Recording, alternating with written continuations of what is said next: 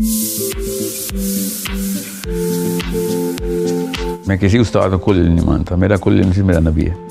और ज़्यादातर लोग मज़हब के नाम पे ही मेरे से मुखालफत करेंगे, मुझे पता है इस बात का। लोगों को खुश करने का नाम इस्लाम नहीं है, अल्लाह को खुश करने का नाम इस्लाम है। जो दलील नहीं दे सकता वो तो लड़ाई करता है ना।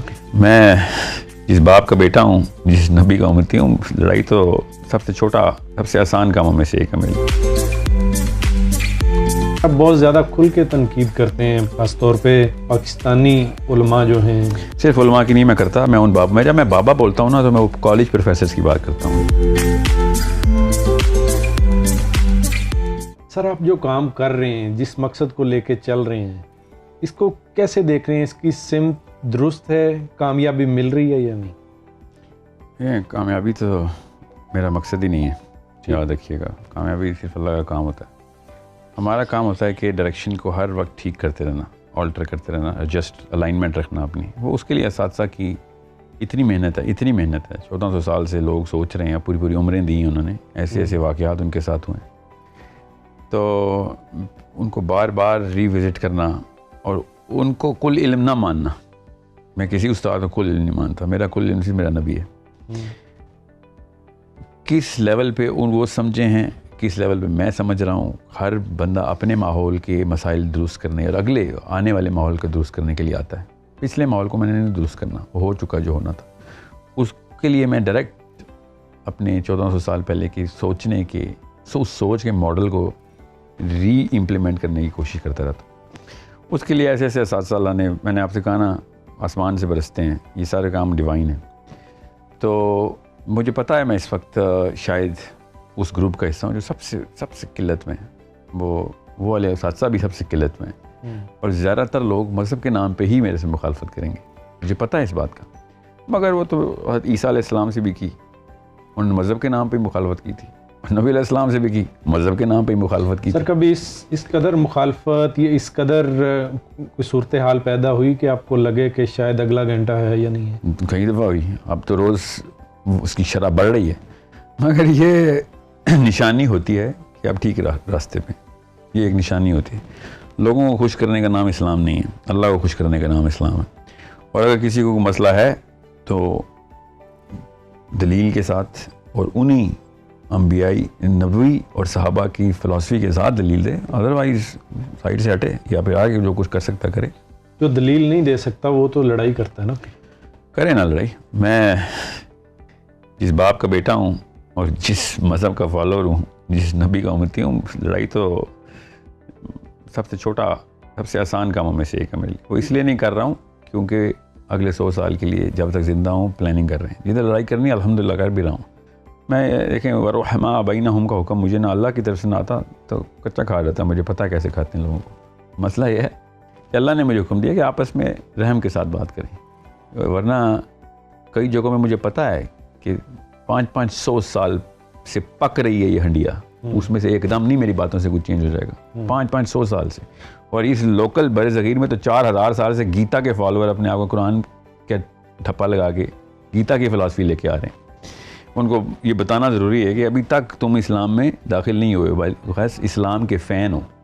अगर इस्लाम में दाखिल होते तो तुम पे हर 100 साल के अंदर 5-5, 10-10, 20-20 गैर मुस्लिम ना जो हुक्मरान बना के रखे जाते। जब मुसलमान हो जाती ना एक कौम, उस पर गैर मुस्लिम या मुस्लिमिश हुक्मरान नहीं आ सकता कभी। अब अगर हम पे आ ही नहीं रहे हैं तो इसका मतलब है कि हमारे अंदर इस्लाम की खाली फ़ैन क्लब है हमारा। हम मुसलमान, आपको बताएं, सहाबा कराम के ऊपर करके दिखाए कोई मुशर्रफ, इमरान खान या नवाज शरीफ हुक्मरानी कर सकता है कोई? इतना सा सिंपल सा टेस्ट बता रहा हूँ आपको। अली बिन अबी तालिब के ऊपर आ सकता है, या अबू बकर सिद्दीक, उमर बिन खत्ताब के ऊपर आएंगे, इमरान खान, नवाज शरीफ? हमारे बच्चों पे क्यों आ रहे हैं? इसका मतलब है हमने कहीं पे मेजर पाकिस्तान में मज़हब का कैसे इस्तेमाल हो रहा है?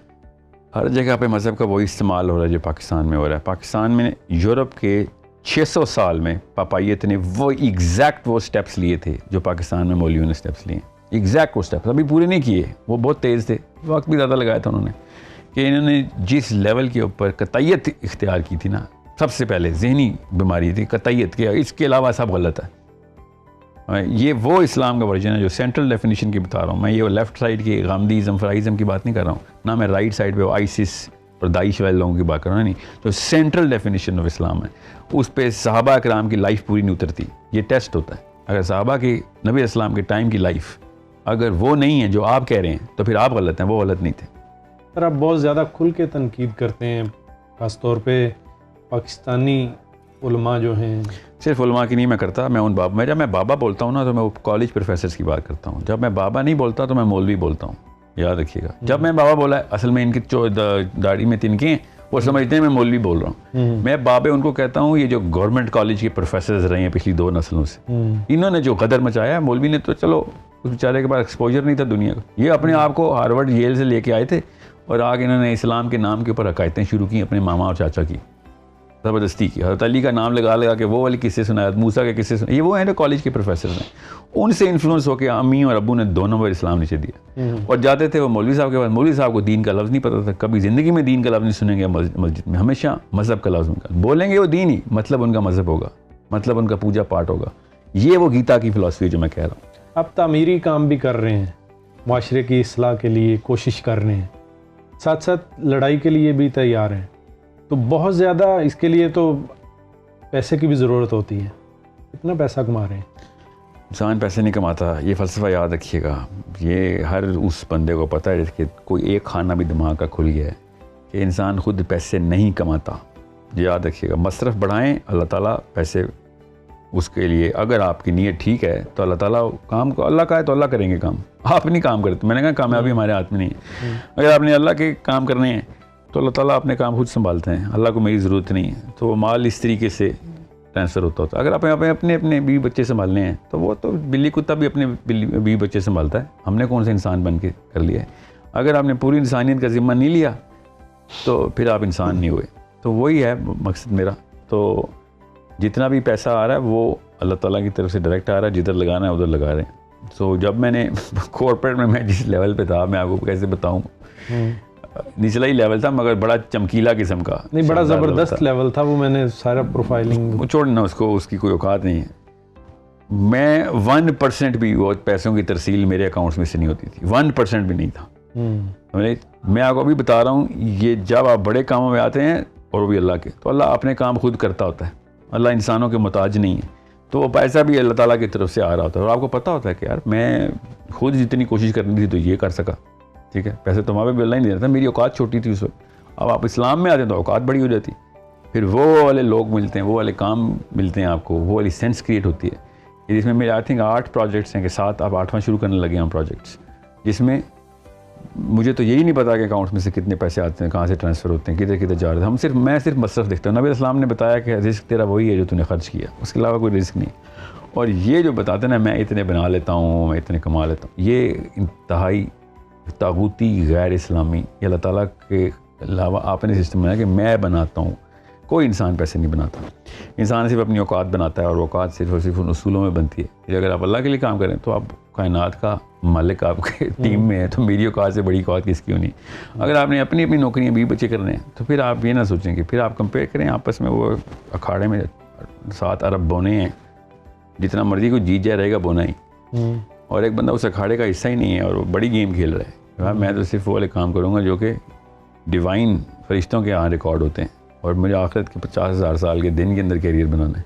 तो फिर क्या पैसे गिनने हैं, तो क्या पैसे पता होने। सर आप बहुत मुश्किल काम कर रहे हैं, बहुत बड़ा काम कर रहे हैं, तो इस मुश्किल काम के लिए आपको, जिस तरह पहले मैंने बात की कि आपको ख़तरात भी होंगे, तो एक लंबी कतार आपके सिक्योरिटी गार्ड्स की भी होगी, बड़ा सारा घर होगा, गाड़ियाँ होंगी, ये सब कुछ।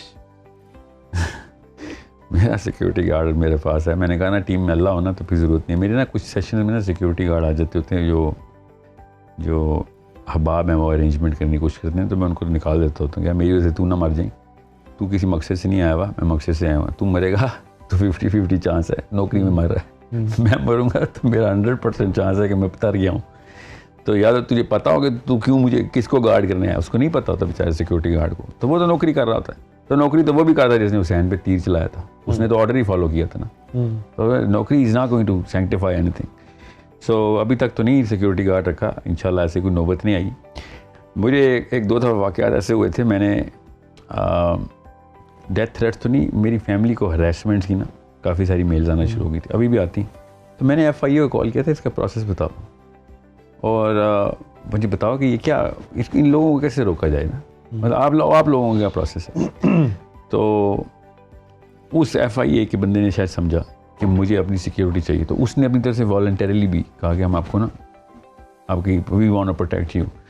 तो उसको भी मैंने इसीलिए मना किया कि मुझे नहीं प्रोटेक्शन चाहिए, ये जो घर वालों तक मेरे घर वालों की तस्वीरें लेके पता नहीं कहाँ से किसी सोशल मीडिया से पकड़ी उसने, वहाँ से पब्लिश कर रही हैं, कुछ ख़वातीन थी, कुछ मरते, मतलब होते हैं कुछ बहुत ही शरारती किस्म के शर हर जगह पे उसी तरीके से पनपता है।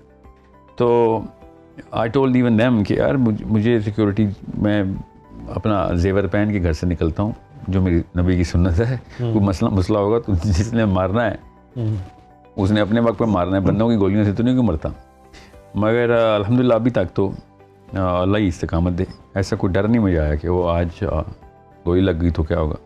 ठीक है, घर वालों को भी पता है कि जब घर से निकलता है तो आज शायद ना आए तो रोज़ का एक, तो हम में से कौन है जो कि घर गारंटी देता है वापस आने की, कोई मतलब दुनिया में कौन सा ऐसा इंसान है।